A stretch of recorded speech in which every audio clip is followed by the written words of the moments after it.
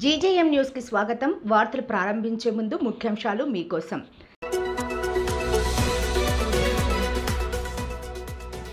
Parliament ఆవరణలో ఘనంగా అంబేద్కర్ జయంతి వేడుకలు.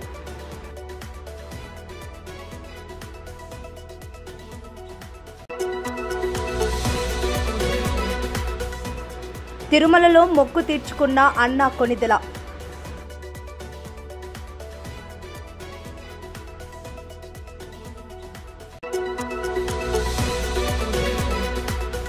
రాష్ట్రంలో అంబేద్కర్ రాసిన రాజ్యాంగం ఉందా అని ప్రశ్నించిన వైసీపీ నాయకులు విజయభాస్కర్.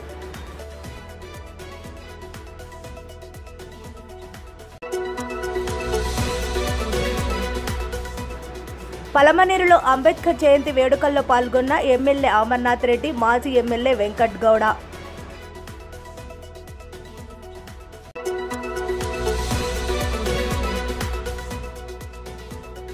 నందలూరులో అంబేద్కర్ జయంతి వేడుకల్లో పాల్గొన్న కూటమి నాయకులు.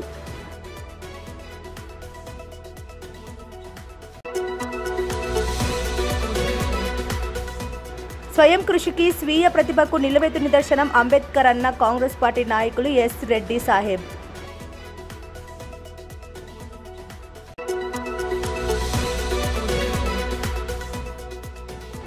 ఇది యోగి మోర్ ట్రీట్మెంట్ అంటూ వైరల్ అయిన వీడియో, నెటిజన్ల కామెంట్స్.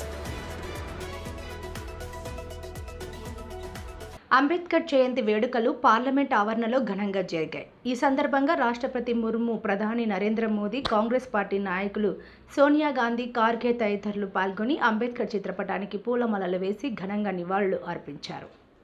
ये बेहद खूबसूरत गीत बड़ी ही श्रद्धा भाव के साथ गाए जा रहे हैं और माननीय राष्ट्रपति महोदया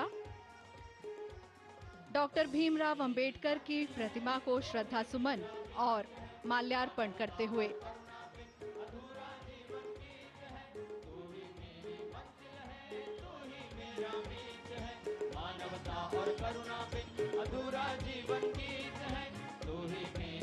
डॉक्टर भीमराव अंबेडकर का जीवन हम सभी के लिए प्रेरणा स्रोत है।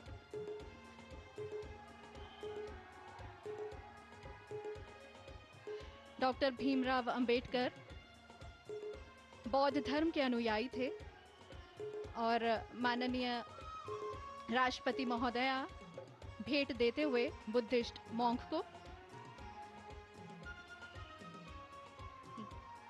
यहाँ पर माननीय उपराष्ट्रपति श्री जगदीप धनखड़ जी माल्यार्पण करते हुए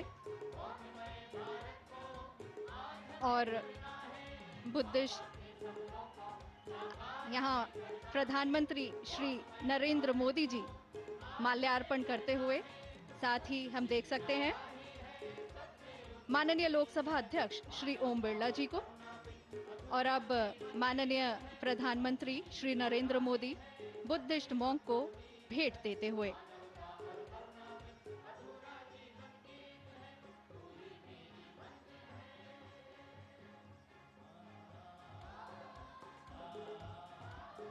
बड़े ही आदर और सम्मान के साथ सबको प्रणाम करते हुए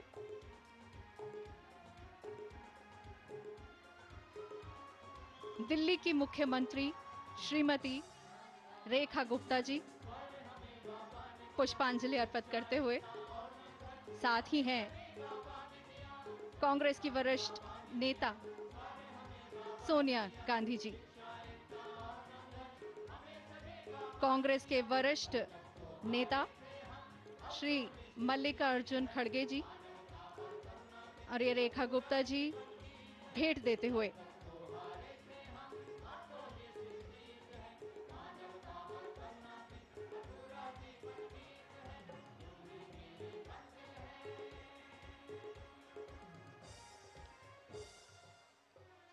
आज संसद भवन के प्रांगण में आयोजित हो रहा ये भव्य समारोह इसी बात का साक्षी है कि बाबा साहेब खुद प्रेरणा का पर्याय हैं। यहाँ समारोह में उपस्थित सभी अतिथियों की आंखों में बाबा साहेब के लिए सम्मान और प्रेम बखूबी देखा जा सकता है।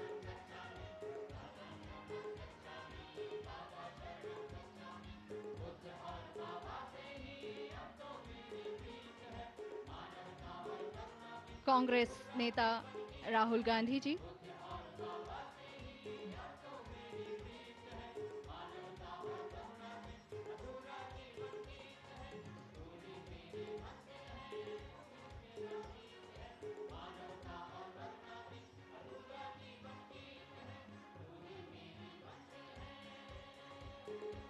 और ये मल्लिकार्जुन खड़गे जी सोनिया गांधी जी भेंट अर्पित करते हुए।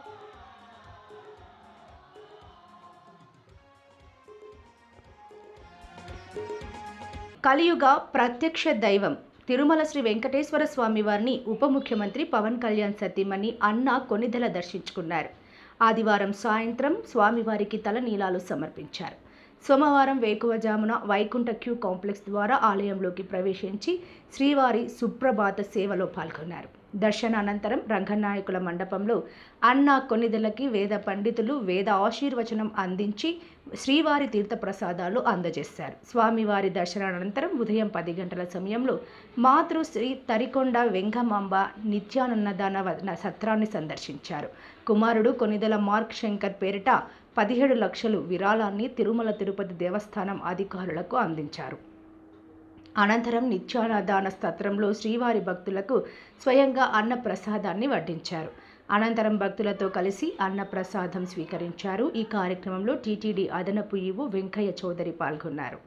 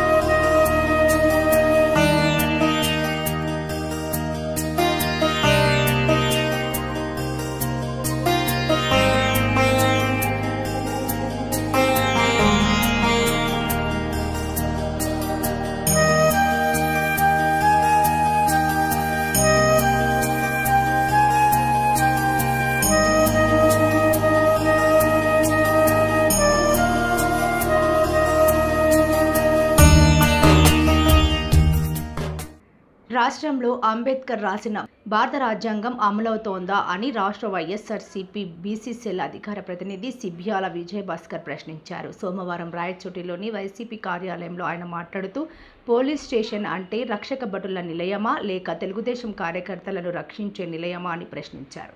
కూటమి ప్రభుత్వం చట్టానికి సంఖ్యలు వేసి పరిపాలన సాగిస్తోందని అన్నారు. కూటమి ప్రభుత్వంలో బీసీలపై దాడులు పెరిగాయని, ఎదిరిస్తే జైలు పాలు చేస్తున్నారని అన్నారు. ఈరోజు మహాత్మా డాక్టర్ బిఆర్ అంబేద్కర్ గారి జయంతి సందర్భంగా ఆయనకు రాయచోటి వైఎస్ఆర్ పార్టీ కార్యాలయంలో ఘనంగా నివాళులర్పించుకోవడం జరిగినది. ఆయన బడుగు బలహీన వర్గాల అభ్యున్నత కోసం కృషి చేసినవాడు. ఆయన ఆ రోజు రచించిన రాజ్యాంగం ఈ రోజు కూడా అమలు జరుగుతుంది.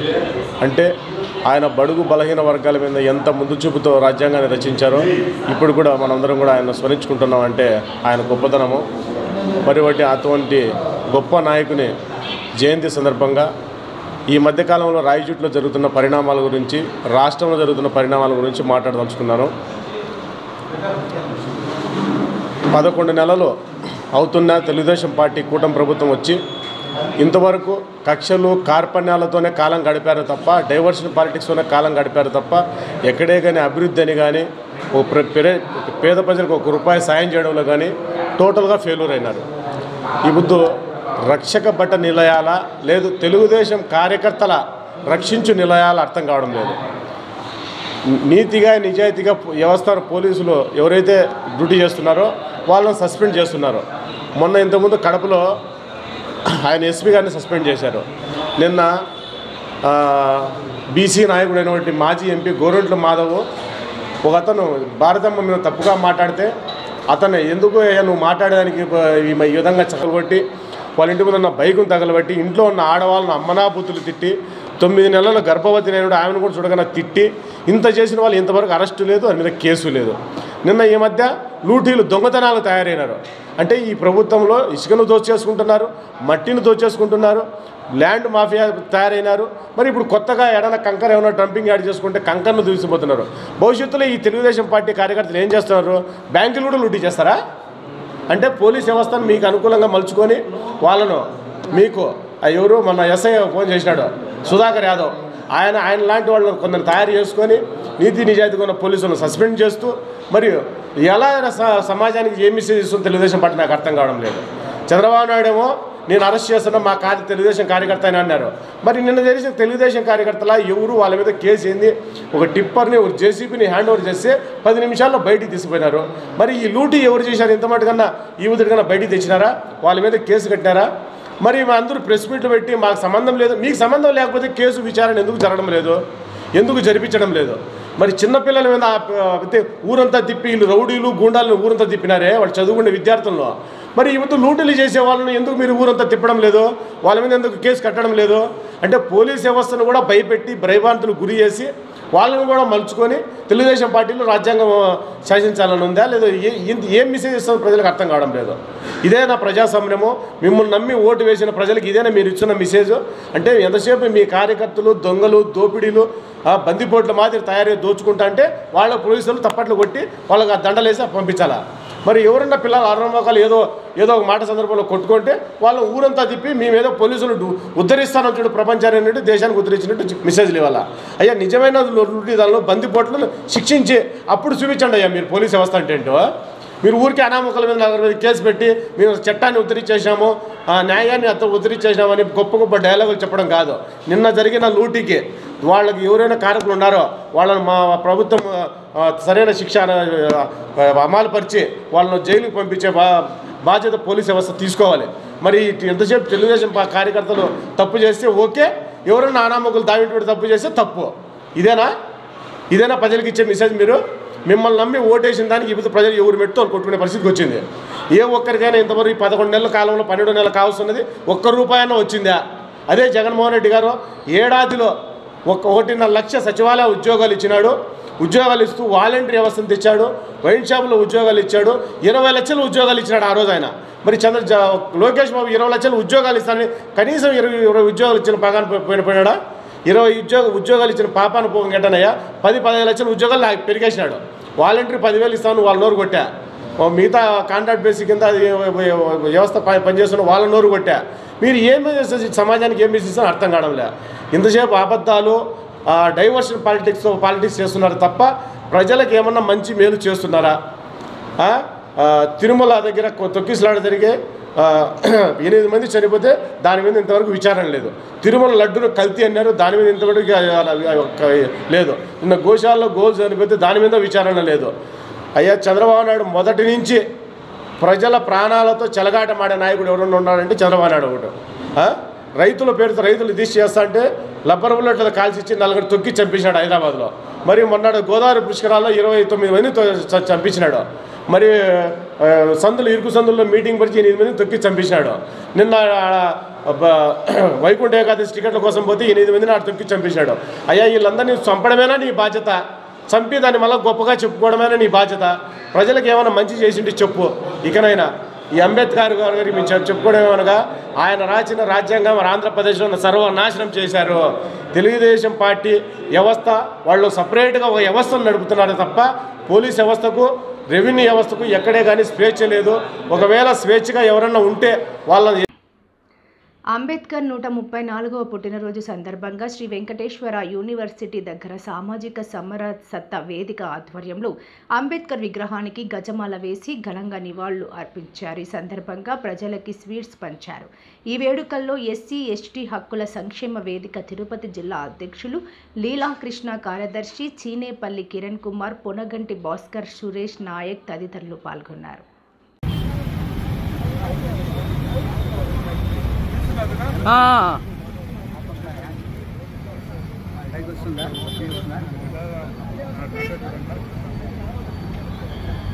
జై భీమ్, జై భీమ్, జై భీమ్, జై భీమ్, జై భీమ్, జై భీమ్. సాధిస్తాం, సాధిస్తాం, అంబేద్కర్ సాధిస్తాం, సాధిస్తాం, సాధిస్తాం, అంబేద్కర్ ఆశయాలను సాధిస్తాం.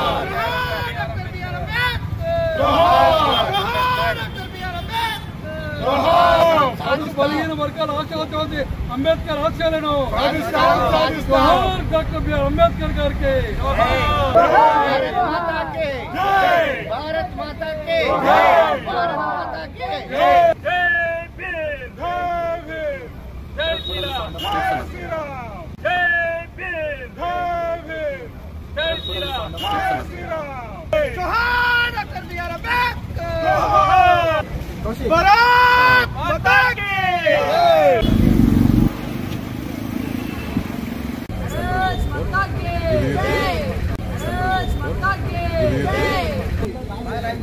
ఎన్టీఆర్ సినిమా ఫస్ట్ వాల్ టికెట్లు భారత్ మాతా కి జై. జోహార్ డాక్టర్ బిఆర్ అంబేద్కర్, జోహార్, జోహార్ డాక్టర్ బిఆర్ అంబేద్కర్. గురు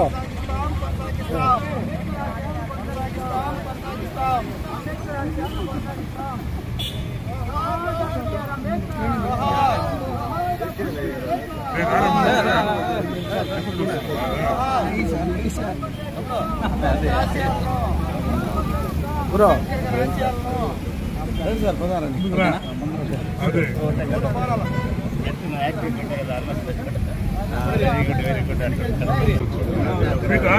అన్ని జిల్లాల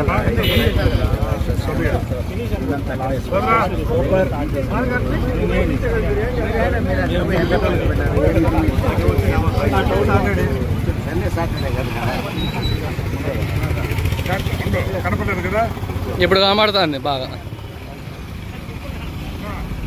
సాయి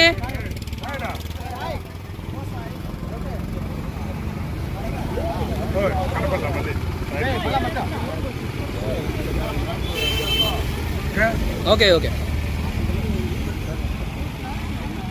ఫోన్ అట్లాడి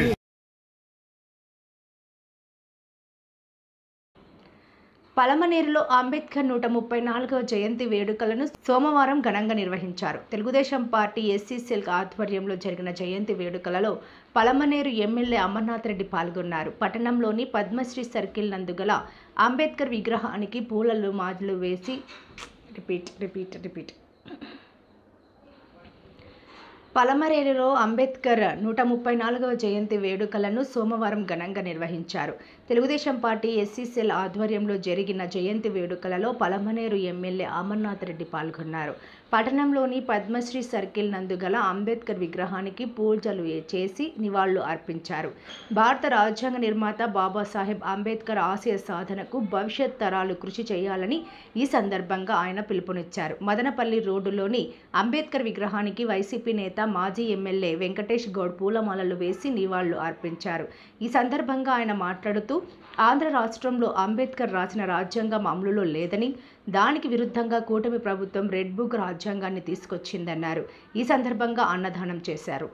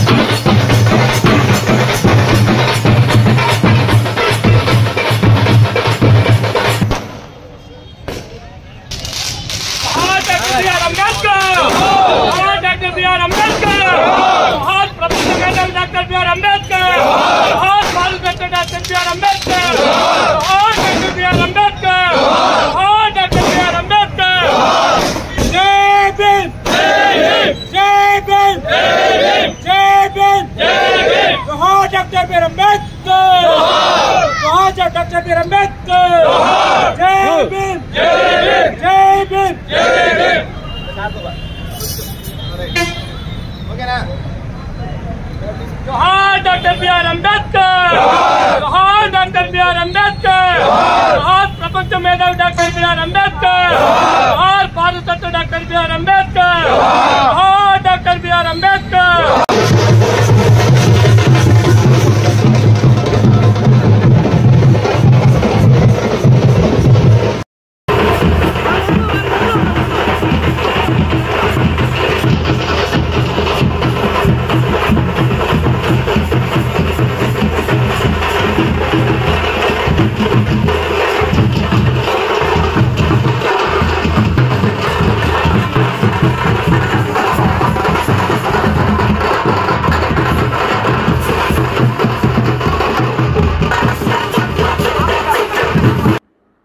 రాజ్యాంగ నిర్మాత డాక్టర్ బిఆర్ అంబేద్కర్ స్ఫూర్తితో ప్రతి ఒక్కరూ ముందుకు సాగాలని తెలుగుదేశం పార్టీ రాష్ట్ర అధికార ప్రతినిధి మేడా విజయశేఖర్ రెడ్డి, ఆర్టీసీ మాజీ రీజనల్ చైర్మన్ ఎద్దుల సుబ్బారాయుడు, భాజపా జిల్లా అధ్యక్షుడు సాయి లోకేష్లు అన్నారు.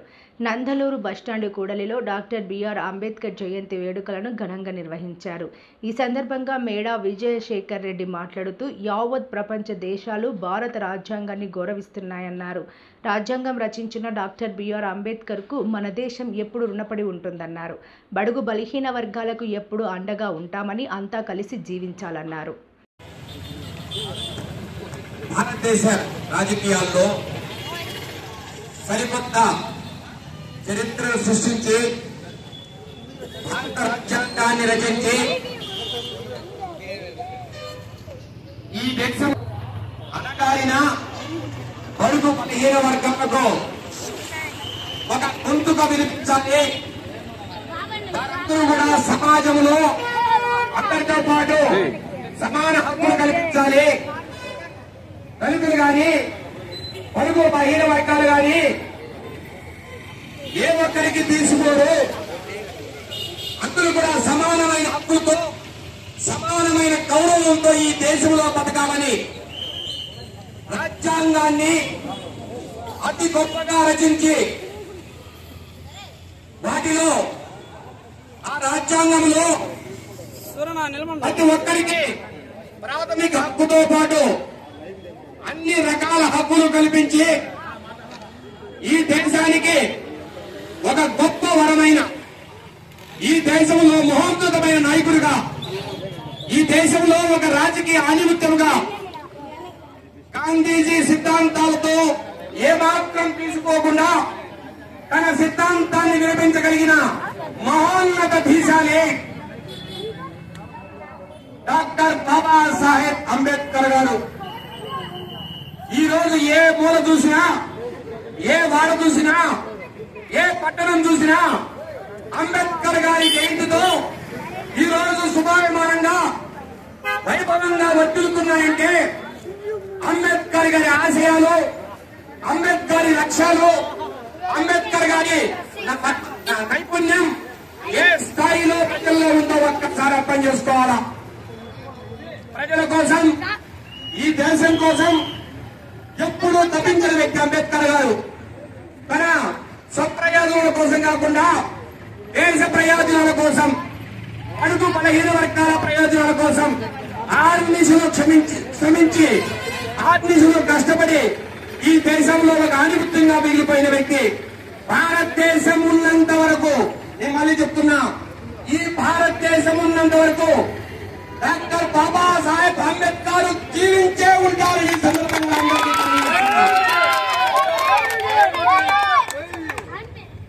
భౌతికంగా మన మధ్య లేకపోయినా మనందరి హృదయాల్లో, మన దేశ ప్రజల హృదయాల్లో ఎప్పటికీ నిలిచిపోయే వ్యక్తి డాక్టర్ బాబాసాహెబ్ అంబేద్కర్ గారు. ఈ భారతదేశం బతికి ఉన్నంత వరకు, ఈ భూమి ఉన్నంత వరకు డాక్టర్ బాబాసాహెబ్ అంబేద్కర్ ఆశయాలు ఎప్పుడూ ప్రజల్లో నలుగుతూనే ఉంటాయి. ఆయన లక్ష్యాలు ఎప్పుడూ ప్రజలకు చేరువుగానే ఉంటాయి. బడుగు బలహీన వర్గాలకు ఏ రకమైన అన్యాయం జరగకుండా ఆయన ఆశయాలేవో అందరినీ ముందుకు నడిపించాలని, ఆ విషయంలో ఇక్కడ ఉన్న మేమందరం కూడా ఏ స్థాయికైనా పోరాడతామని మరొక్కసారి తెలియజేస్తూ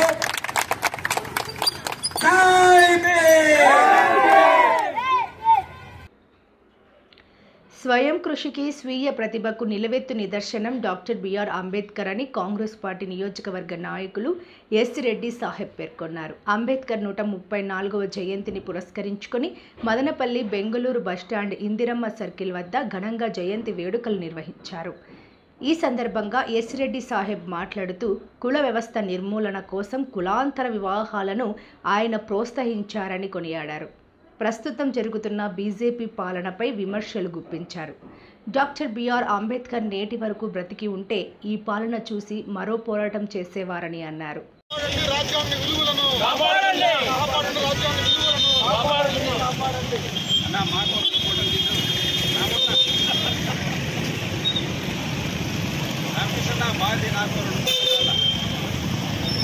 बाबा साहेब अंबेडकर जोहार जोहार जोहार बाबा साहेब अंबेडकर जोहार जोहार जोहार अंबेडकर गारू जोहार जोहार ఈరోజు భారత రాజ్యాంగ నిర్మాత,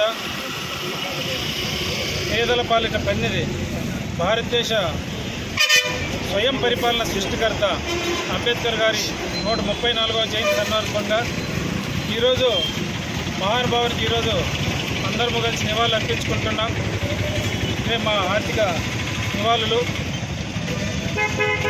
భారతదేశంలో ఇప్పుడు కనుక అంబేద్కర్ గారు బ్రతికుంటే, ముందు స్వతంత్రానికి ముందు అంబేద్కర్ గారు ఏ విధమైన పోరాటాలు చేశారో అప్పటికంటే ఎక్కువ ఇప్పుడు బాధపడిండేవారు, చాలా మదనపడిండేవారు.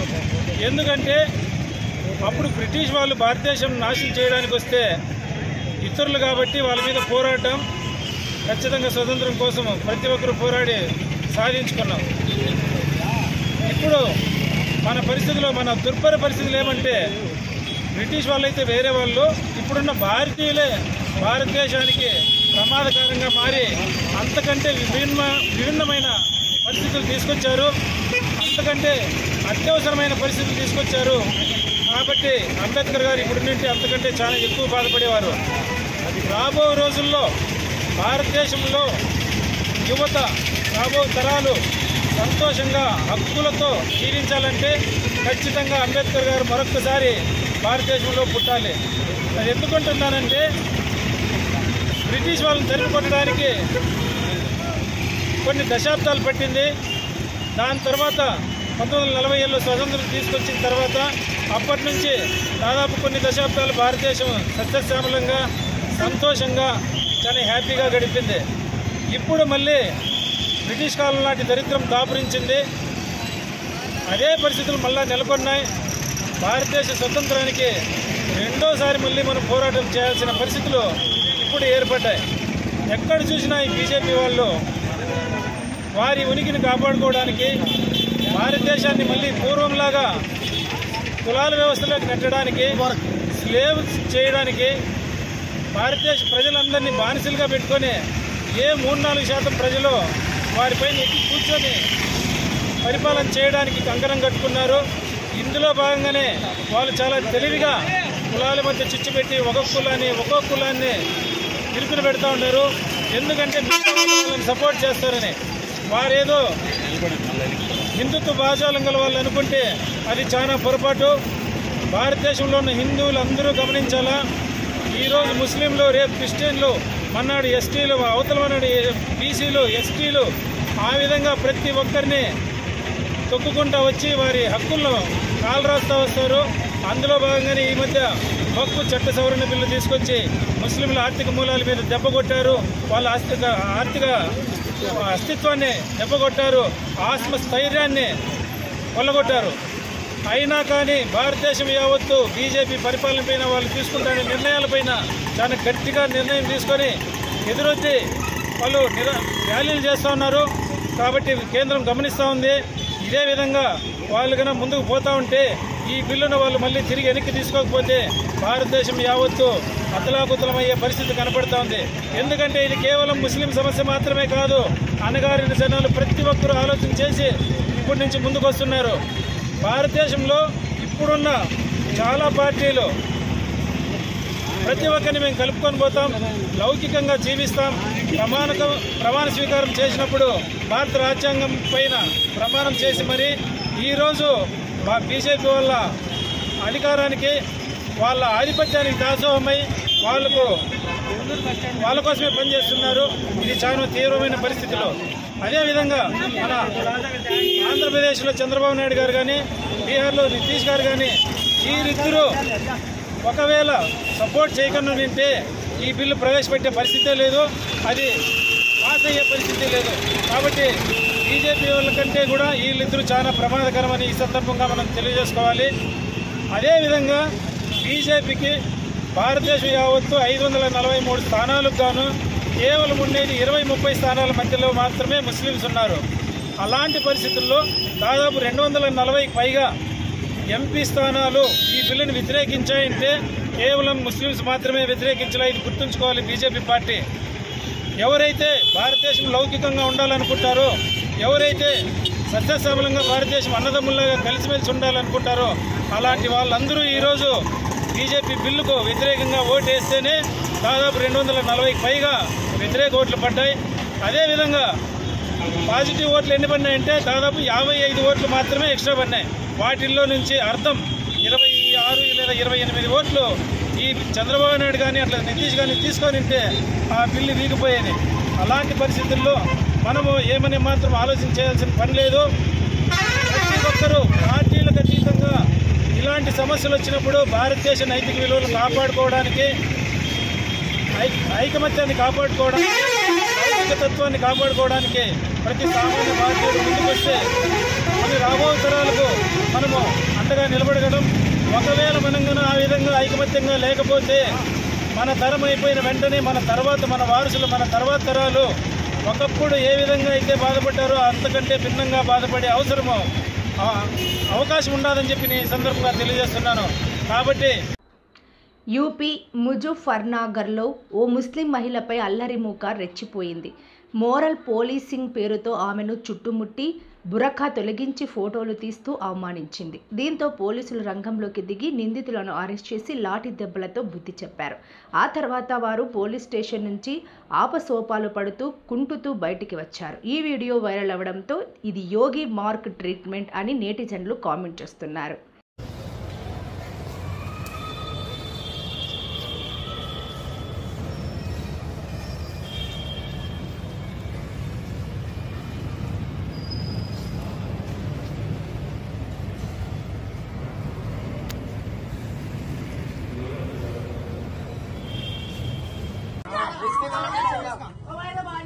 इसके आगे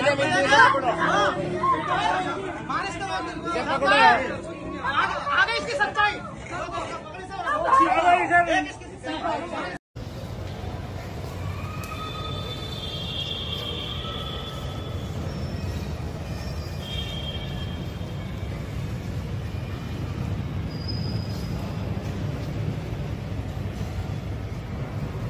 सच्चाई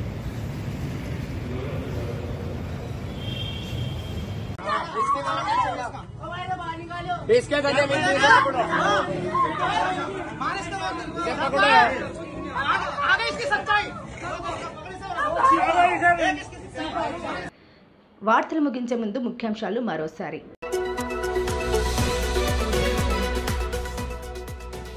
పార్లమెంట్ ఆవరణలో ఘనంగా అంబేద్కర్ జయంతి వేడుకలు.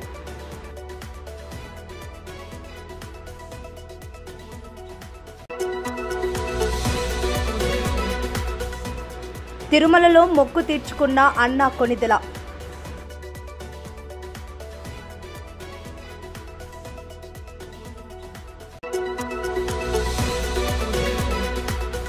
రాష్ట్రంలో అంబేద్కర్ రాసిన రాజ్యాంగం ఉందా అని ప్రశ్నించిన వైసీపీ నాయకులు విజయభాస్కర్.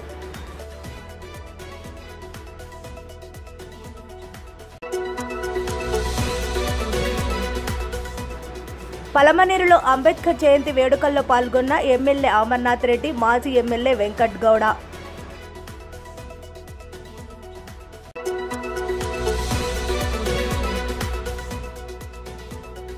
నందలూరులో అంబేద్కర్ జయంతి వేడుకల్లో పాల్గొన్న కూటమి నాయకులు.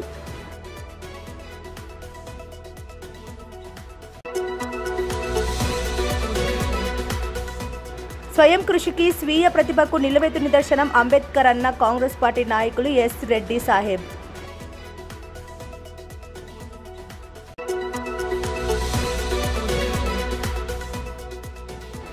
ఇది యోగి మోర్ ట్రీట్మెంట్ అంటూ వైరల్ అయిన వీడియో నెటిజన్ల కామెంట్స్.